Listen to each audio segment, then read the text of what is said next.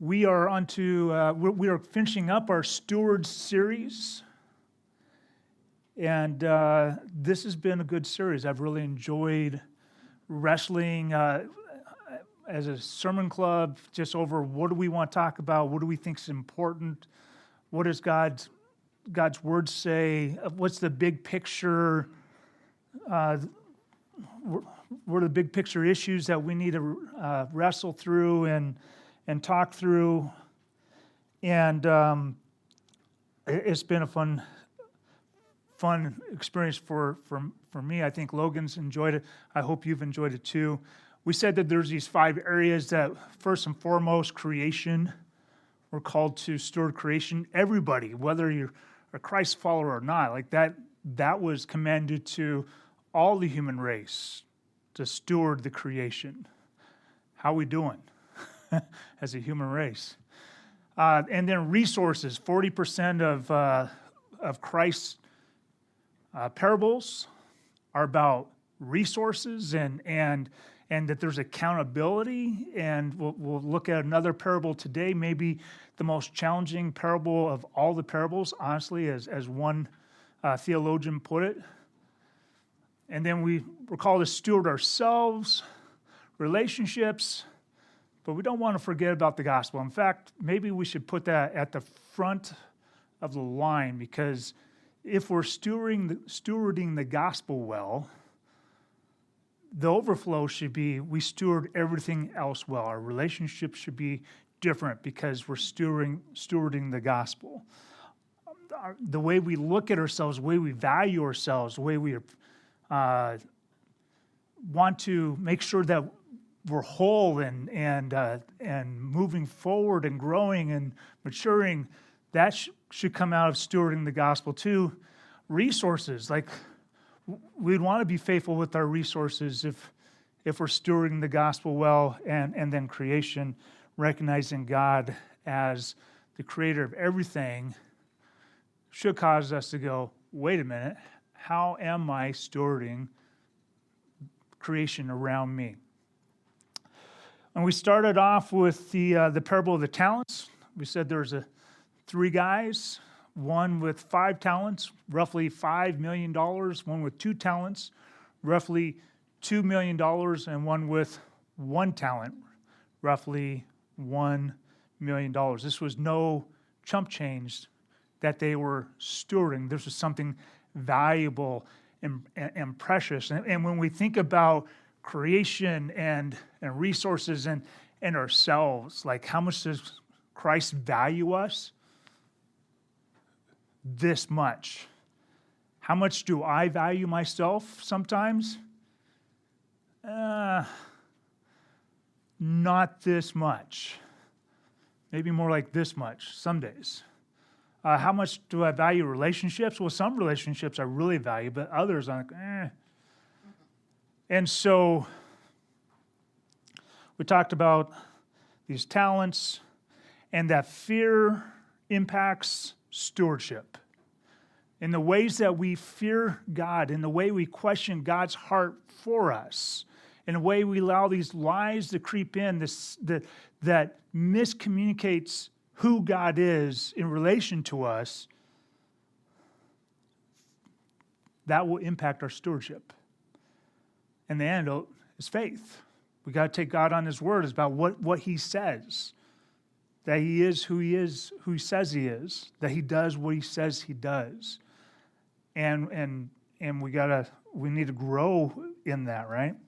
And pride. Pride impacts stewardship. If I'm trying to be number one, then is Jesus going to have, where does that put Jesus in my life? If I'm always trying to be number one to everybody around me, right? And the antidote is humility. There's one more major issue that we need to look at, and we're going to look at that this week through another parable. But I want to take you back to Matthew 6. Logan brought this into the conversation. I thought Logan was brilliant for bringing this into this conversation, because it is such a key issue in and how do we view the world? What do we see when we look out there? And so Jesus says this, the eye is the lamp of the body. So then, if your eye is clear, your whole body will be full of light. But if your eye is bad, in the Greek, quite literally evil, your whole body will be full of darkness. If then the light that is in you is darkness, how great is the darkness? Now, we said that what we know is that for centuries, the Jews have had this conversation about a good eye and an evil eye. Here's the Hebrew words. Ayin hara and ayin tova. Ayin hara, greedy, stingy, self-centered, blind to the needs of others. If you have an evil eye, the darkness is great in you, and your perspective, it's not that there's not problems out there in the world, but you just see negativity, and you probably know people like that. Everything that they talk about, everything they discuss, everything is negative. Negative Nancy's, right? I don't know why we give Nancy such a hard time, but it rhymes, so maybe. Ayin tova, good. This word tov is used in Genesis 1 7 times. God talks about creation being good. If God says creation is good, what should we think about creation? Faith would say we're going to call it good too. It's generous, other-centered, recognizing needs. But Jesus does something interesting in this Matthew 6 passage. He changes a word, and when he changes the word, you got to pay attention. So let's go on to the next slide. So, like I said, in the Greek, poneros means evil. You'd expect that. You'd expect them to use the word evil. But it's not good. My NAS, which I think I typically really like the NAS translation, it says, if you have a clear eye, they're trying to make it easy for us as goyim, as Gentiles, understand what Jesus is saying here. But the actual word is single. Why did Jesus change this word to single? That's going to matter. That's going to matter. We're going to get back to that question later on. So let's look at our parable. And we did not know that this was the hardest parable in the scriptures to wrestle through when we started down this path. And then I spent so many hours reading this parable this week. I don't know. I was like, and listening to what's the guy's name? We don't know. We will. He's the guy, Kenneth Bailey. Kenneth Bailey. You could Google him on YouTube. If you're looking at a Luke passage and you're wondering what in the world is going on here, Kenneth Bailey, probably 25, 30 years ago, recorded these videos, and they're available on YouTube. He's amazing. He's brilliant. Yeah, I'm grateful for brilliant guys like that, for single-cell organisms, like me, that help me understand. But this is what Luke records in chapter 16. Now, he was saying to his disciples, there was a rich man who had a manager, and this manager was reported to him as squandering his possessions. Not exactly what you want out of a manager, is it? And he called him and said to him, what is this I hear about you? Give an accounting of your management, for you can no longer be manager. This is a pucker moment, right?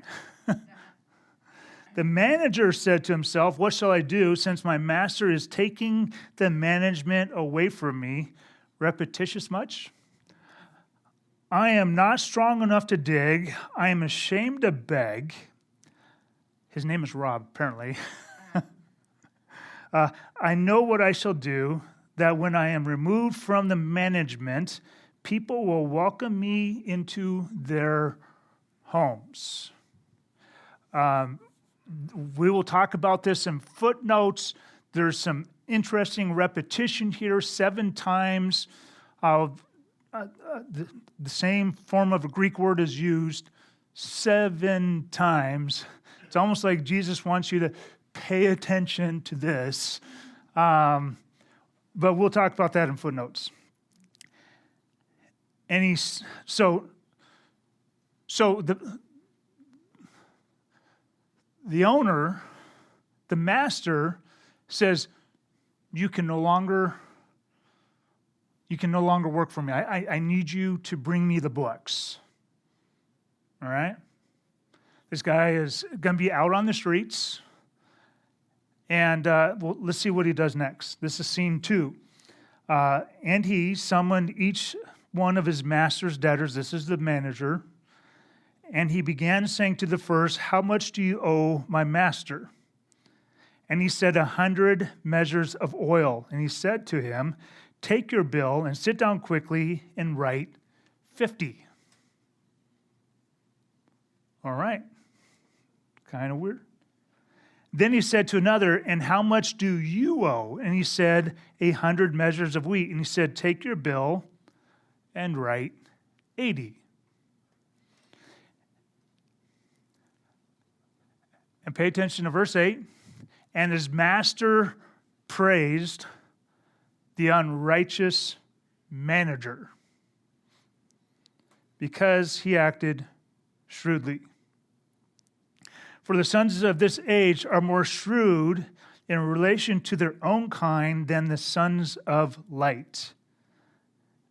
And I say to you, make friends for yourselves by means of the wealth of unrighteousness, so that when it fails, they will receive you into eternal dwellings.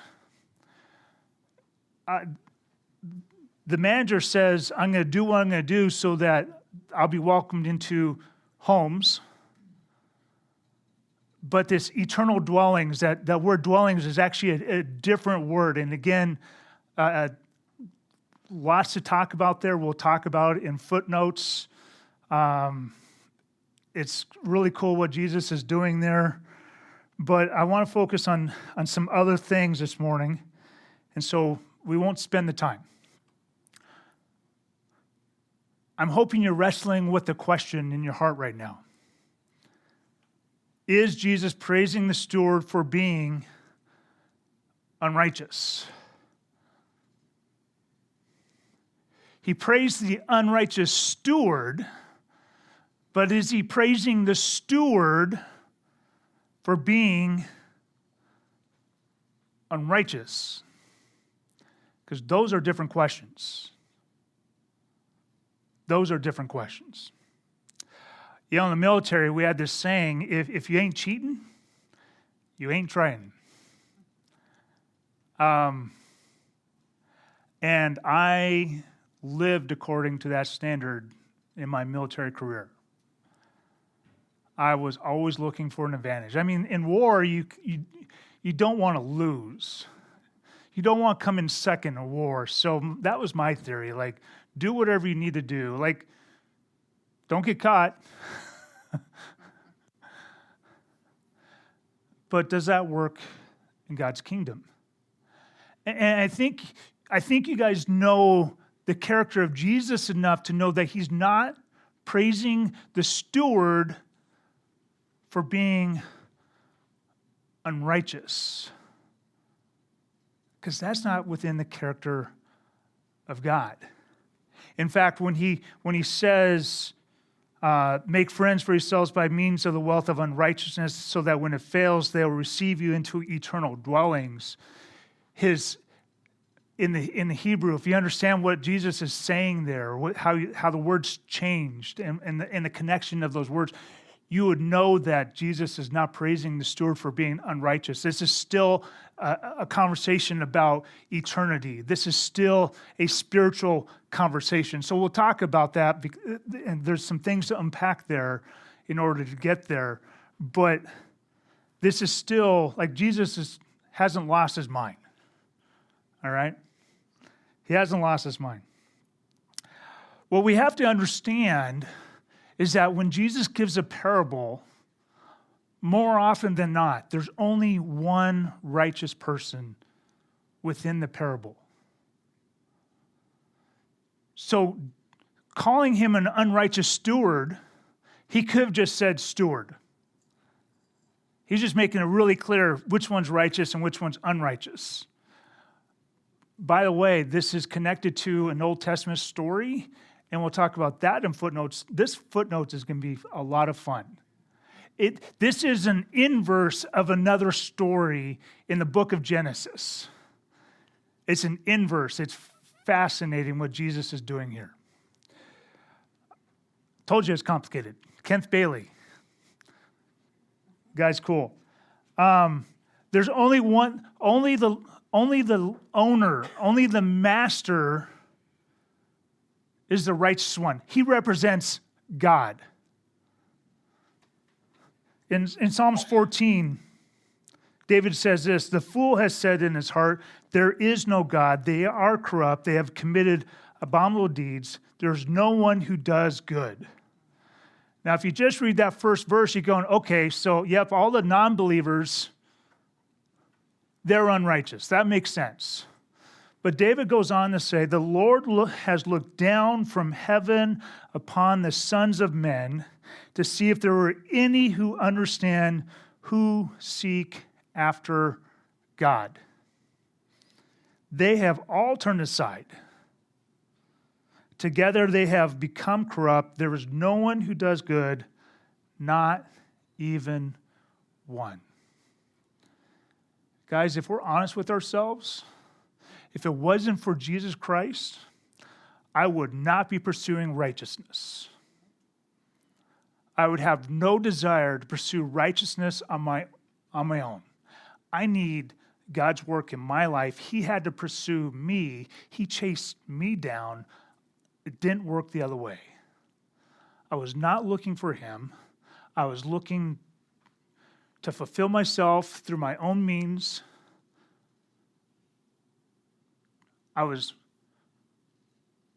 looking to satisfy my own desires.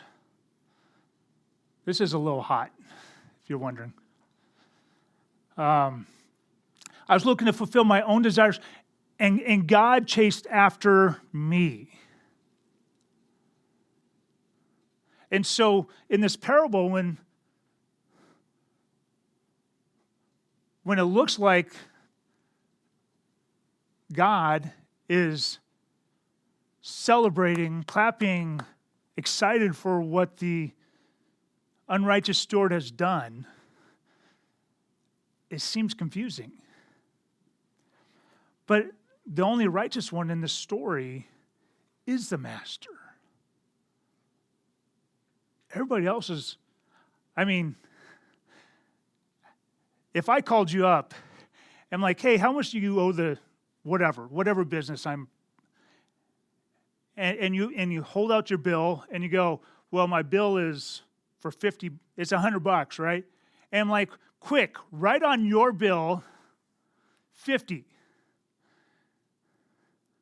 Now, you don't know that I've been fired or demoted, but why would I ask you to write on your own bill of what you owe the guy that I work for?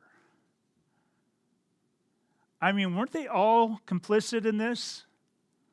Wasn't everybody complicit in this story except for the master?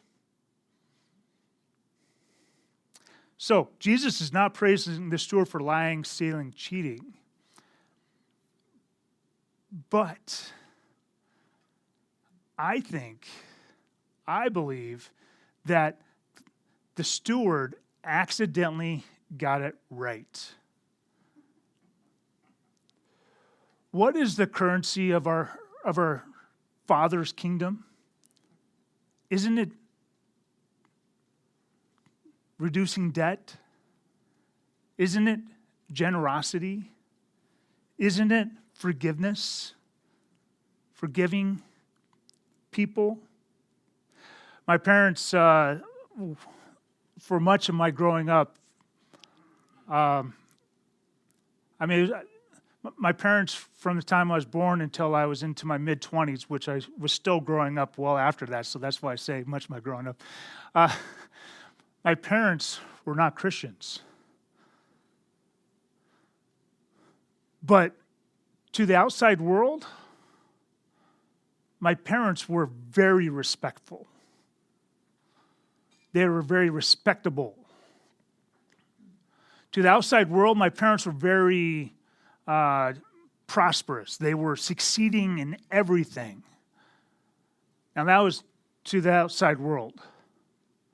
My parents ran their business with godly values, even though they had no desire to pursue God at that point. In fact, they were very bitter towards God, towards Christians, towards the church. But they honored God in the way they did business. Now, in the midst of that, their marriage was falling apart, and they were both alcoholics. And so there was more going on behind the scenes, because you don't show like my parents were functioning alcoholics. They weren't authenticity, vulnerability, transparency. That was not part of their vocabulary, because they didn't want to live that out until they came back to Christ. And then they found that authenticity, vulnerability, that was what brought restoration to their lives. Sometimes we can accidentally get it right, because the currency of this kingdom is forgiven debts. And so the master is going, you finally did something right. You finally acted out, maybe even with ulterior motives, you did something right, because this was always part of what he valued, is forgiven debts.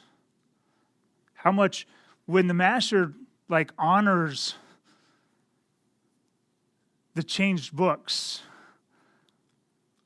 when he honors that, the people that owe him, what's that going to do? Oh, we were this close to being in trouble, but he honored that. How much more are the people going to love their master because of the forgiveness, because their debt was forgiven? But here's what Jesus asks in this parable. How shrewd are you when it comes to the kingdom?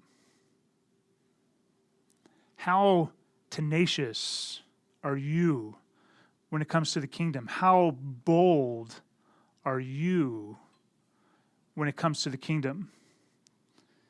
Because he says this: the sons of men of this age are more shrewd in relation to their own kind than the sons of light.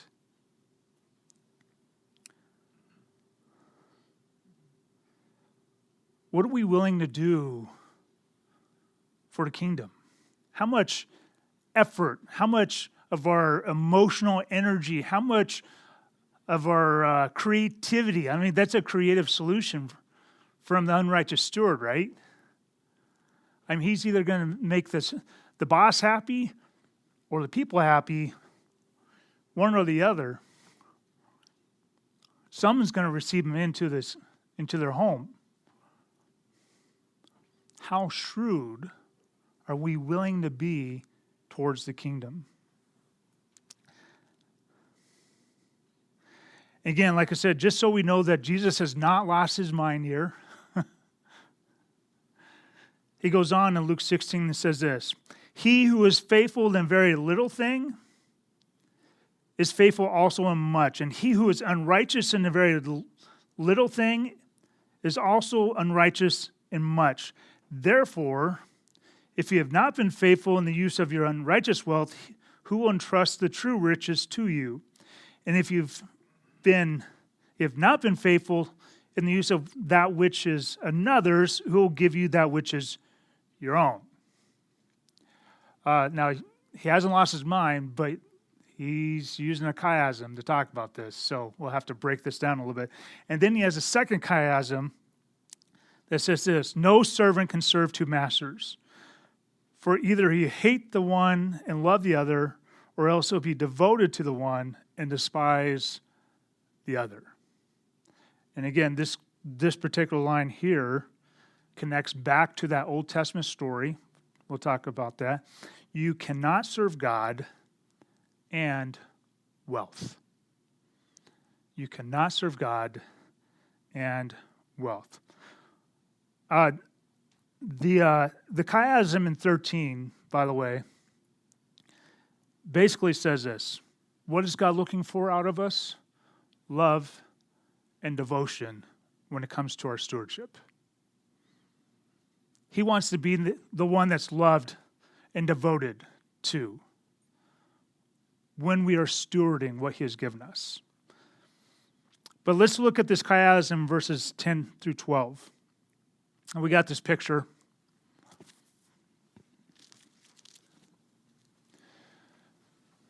So he says that if you're faithful with little,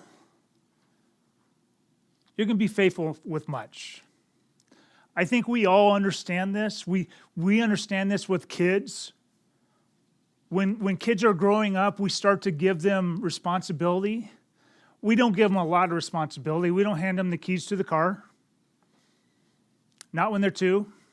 Sometimes not when they're 21. Joy just walked in. I just had to say that. We know this is true at work. If you're faithful with a little bit, we're going to start giving you more responsibility. The folks that are not responsible with a little bit, we don't give them more responsibility. This is just a truism. If you're unfaithful with another, so we're going to just look at these two outside, the two A's. If you're unfaithful with another's, who's going to give you your own? I think in terms of someone who has a poor rental history. They don't pay on time. They don't clean the place. They don't take care of it. It's always falling apart. How often do the people that are unfaithful with someone else's home ends up homeowners? They become lifelong renters. If you're unfaithful with another's property, who's going to give you your own? An employee who's lazy and late, right? They're wasteful.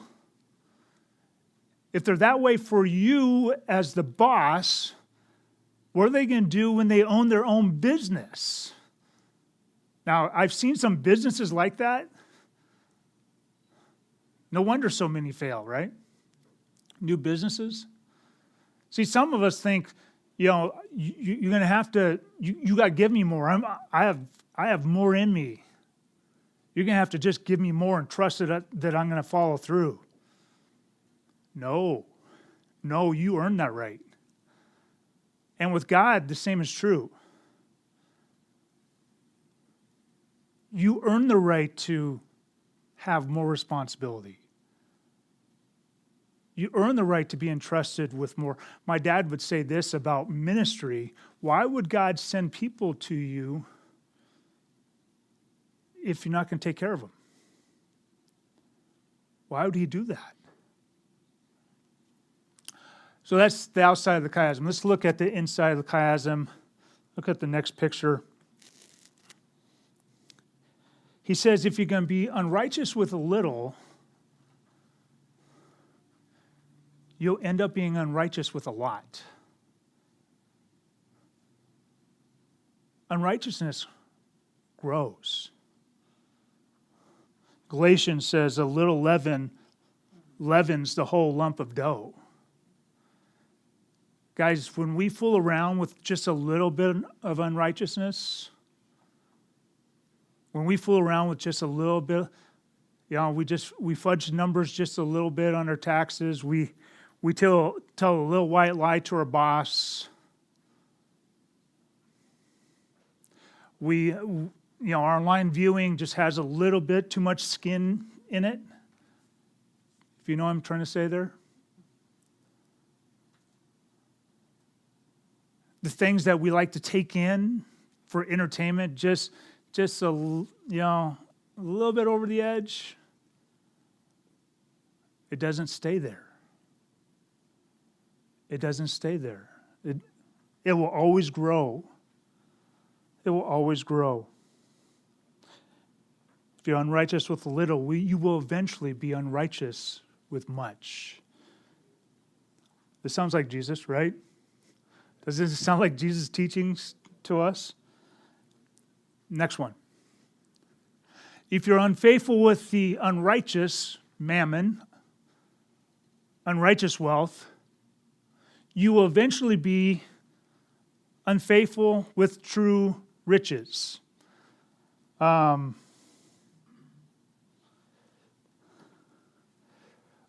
of all, I think it's ironic that what's the dirtiest thing that you handle almost every day of your life? It's money. We think in terms of toilets and things like that.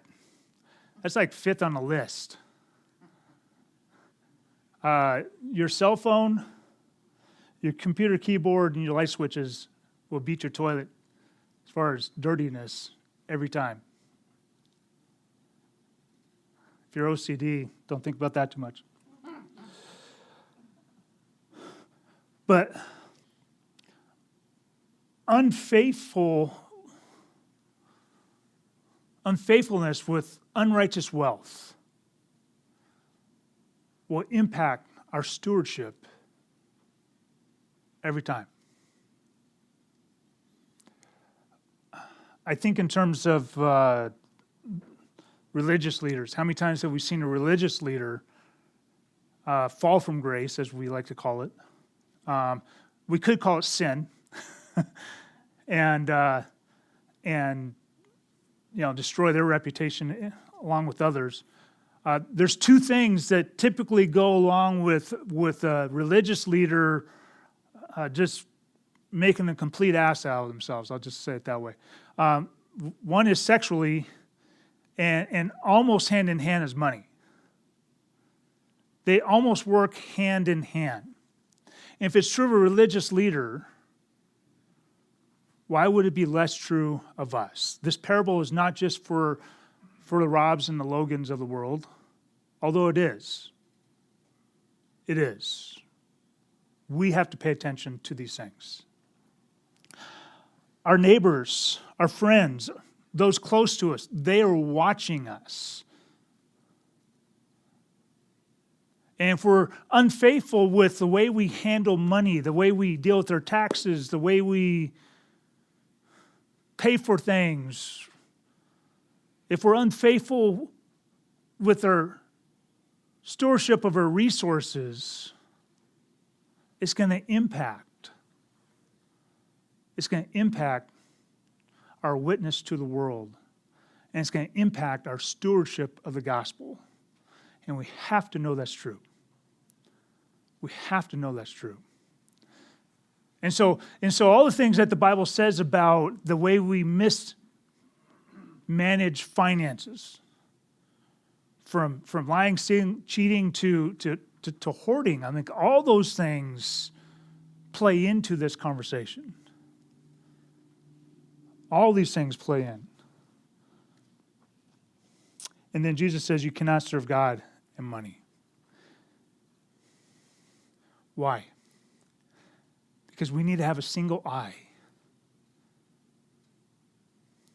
We have to have one focus. If we're trying to serve money, you know what we're really serving? Ourselves. We've placed ourselves on the throne. And we got to wrestle with not if we're doing that, but in what ways do I have a tendency to do that? because it will impact our stewardship of the gospel. See, we're called to just one focus. We're called to just one kingdom. We're called to just one Lord. Just one master.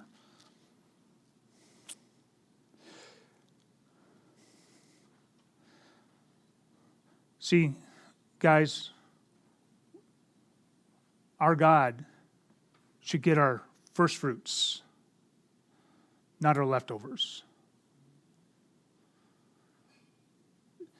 If we said in the very first sermon, that we'll talk about tithing, and I gave you an opportunity to groan. And then I really haven't said much about tithing up until just this moment. I'm saving the best for last. Between you and God, you determine how much you should tithe.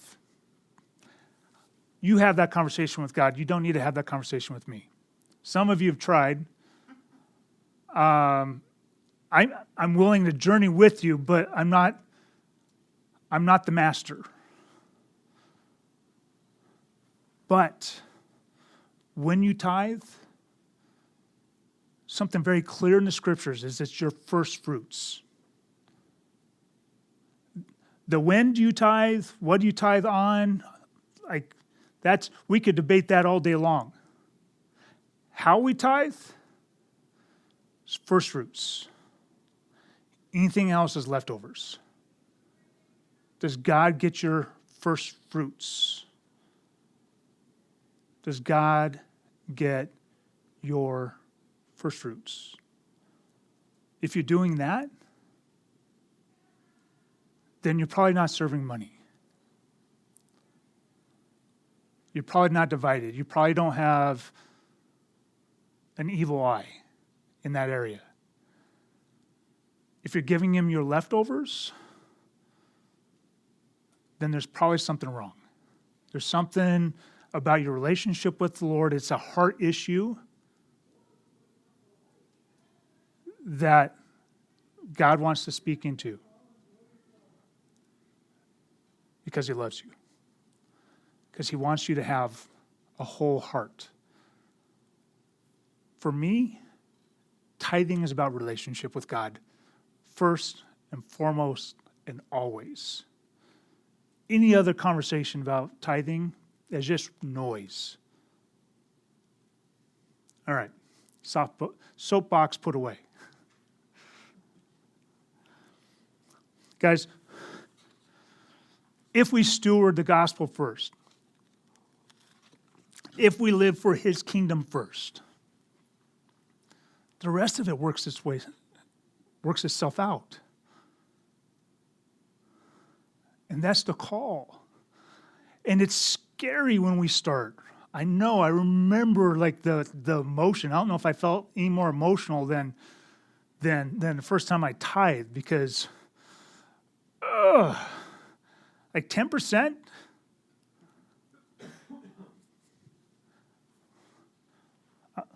Let's talk about stewarding the gospel.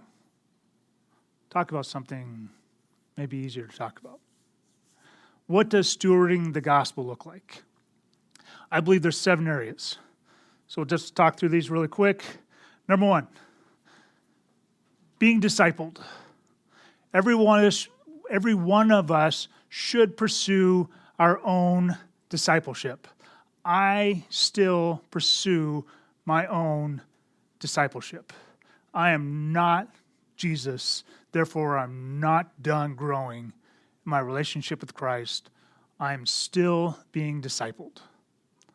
Now I do that by having guys in my life that are older than me, which is almost all of my life transforming group, except for Logan, and James. You all have wisdom.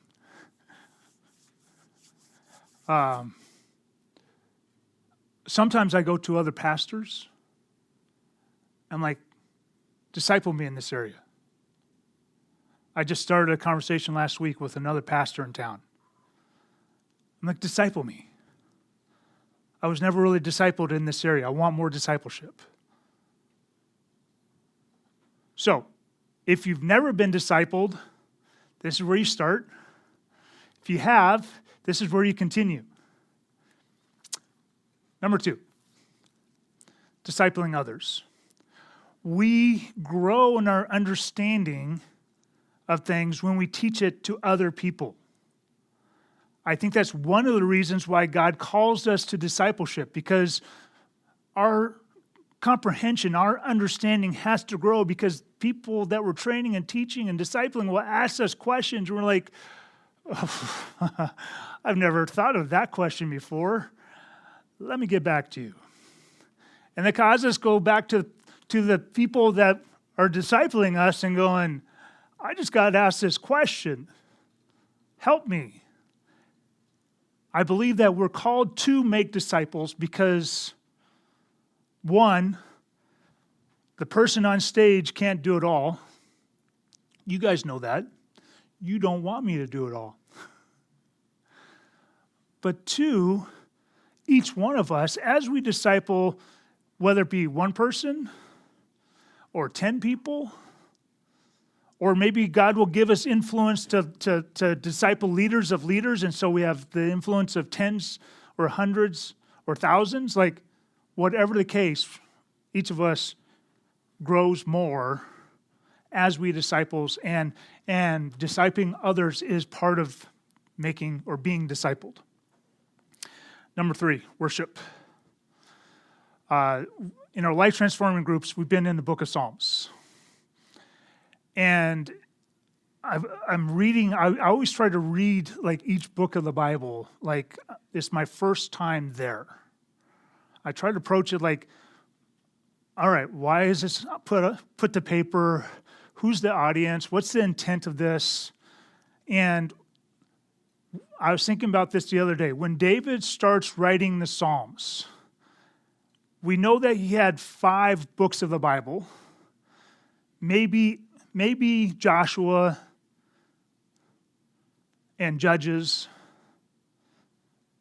So maybe 7, maybe the book of Job. The book of Job is supposed to be one of the oldest books of the Bible, maybe the oldest. So maybe 8.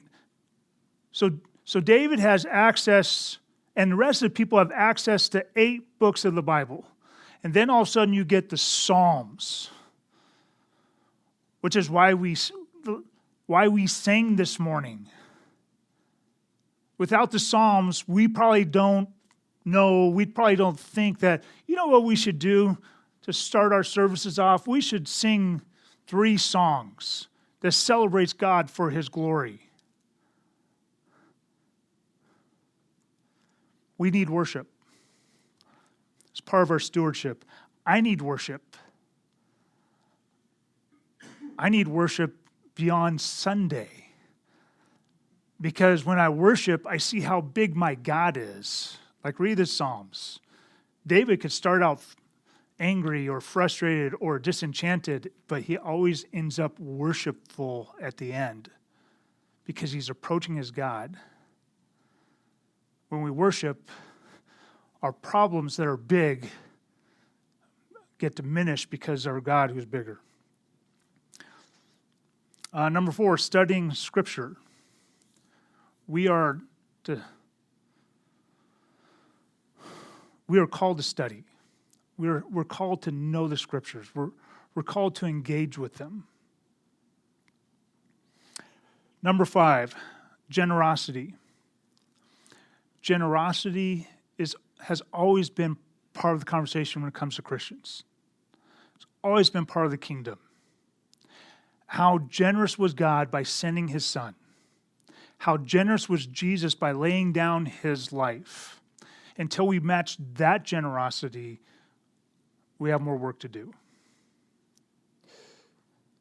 Number 6, service.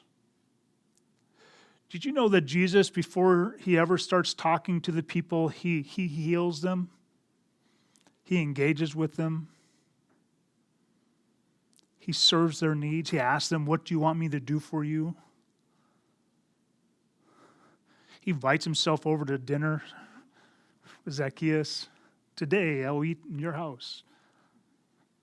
Maybe you should try that. Maybe that's your next act of service, inviting yourself to someone else's house. See how that goes. You could do that with Jim Blake. I know she'd take you in. Don't do it with Scott. But Jen. And finally, sharing the gospel. Sharing the good news. Apostle Paul wrote this in Romans 10. How will they call on him to save them unless they believe him? And how will they believe in him if they have not heard about him? And how can they hear about him unless someone tells them?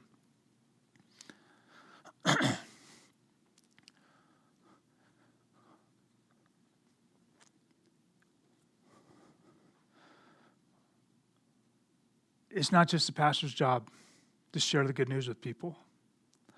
And your testimony is powerful. If God puts someone in your path and they've got questions about Jesus, you could believe this, you could trust this. You're the one to have the conversation. Now you might say, I don't have all that figured out yet. Let me come back. That's okay. But the fact that you're there means you're supposed to be there. All right, some implications. Number one, we all depend on grace. We all depend on grace. Paul says, it is by grace you've been saved through faith, and that not of yourselves. It is the gift of God, now as a result of works, so that no one may boast. There's only one righteous one. Now, we get to experience his righteousness when we come to Christ, but we come to Christ the same way. And he leads us on a journey of becoming righteous, of living righteous, but we're all dependent on grace. Every one of us. 100% true. Number two, integrity matters. Now, when we think about integrity, we sometimes think in terms of not lying, not stealing, not cheating, and that matches up what Webster has to say. Integrity is a firm adherence to a code, especially moral or artistic values. I was not expecting the artistic values part of that definition, but we know that integrity includes a moral code, right? But Webster also says this.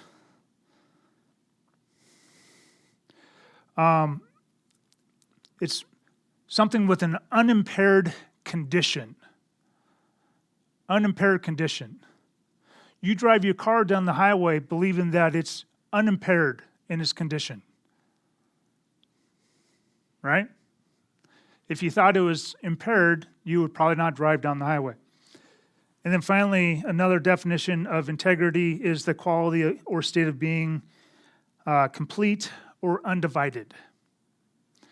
So integrity has to do with like this moral code, but there's other things involved in integrity. And integrity is more than just that moral code.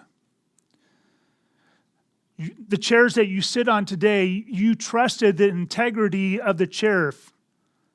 And your trust was proven correct. Have you ever sat down on the chair that had lost its integrity and can no longer hold the load that it was created for? All right. We were created to handle the loads of life. But because of our experiences, because of shame, because of our sin, because of other people's sin, we're not always able to we don't stand up to that load, and that's why we choose to lie, steal, cheat. That's why the external world says, oh, they lack integrity. But they're not looking at the heart issues. Integrity matters. And when we lack it, we need it restored. And it's not by us adhering to a code again. I mean, that's part of it, but we need God to heal our hearts.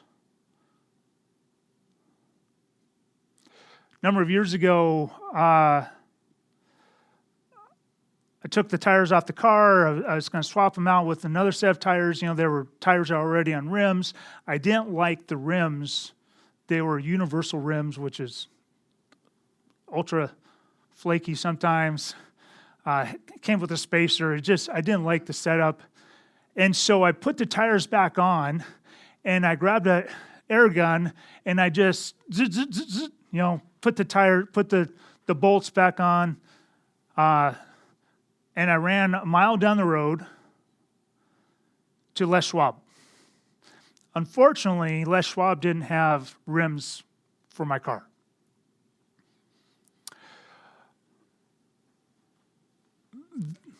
Those bolts that I put back on, the lug nuts that I put on my tires, on my wheels, they're designed to be put on at 110 pounds per square inch. And I probably didn't put them on any more than 40 pounds a square inch. Does that matter? It does when you're driving 70 miles per hour down the highway. I had a wheel head off into the center lane, in the center medium, and just kept going. I'm not sure where it stopped. I never found it. Because it had lost its integrity. I wasn't operating the device by the way it was created. And so sometimes when we choose not to live as stewards, we lose integrity. We're not living according to our design. We're not functioning the way God created us. And the stresses of life come. And we're no longer able to hold the load that we were created for. Things get worse. The solution is to go back to the Creator and say, I'm broken in here. I've lost integrity. I'm not handling this load very well. I'm lying, I'm stealing, I'm using alcohol, I'm using pornography for me to cope. I've lost integrity, and I need your help. Integrity matters. Neglecting one or more stewardship areas will sabotage your stewardship. The simple fact of neglecting one or more areas will sabotage the other areas.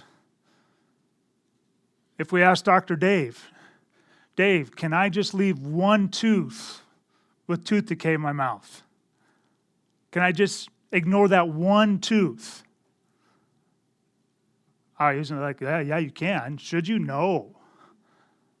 Because that decay will spread. Have you ever worked on an entire mouth that was full of decay? Yeah. Probably painful to watch and to be part of that.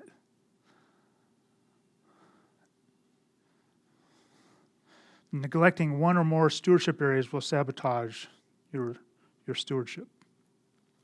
And number 4, steward the gospel first. When we were invited into this relationship with Christ, we were invited into a relationship of stewardship. We were called to be disciples, to make disciples. Now, I don't know if that was clearly communicated to you when you first came into this relationship. It wasn't for me, like I didn't fully grasp it. I was 6, so. And we've all been discipled in different ways and shapes and forms. It's not the same as it was 2,000 years ago, where people were relatively static in where they lived and worked. They worked in the same town and lived in the same town and same family. Didn't really move much more than 50 miles.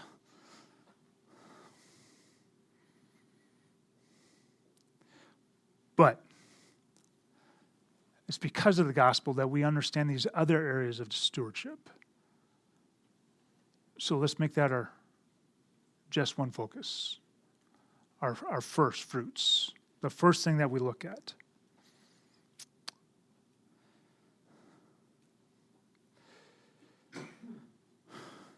So the question I want you to wrestle with as we finish up this series is, where's your stewardship struggling? And where do you need grace? Where has the pressures of life revealed pain, hurt, brokenness inside your heart, inside your spirit? Where do you need God's redemption, his redemptive work? Let's take some time to think about that.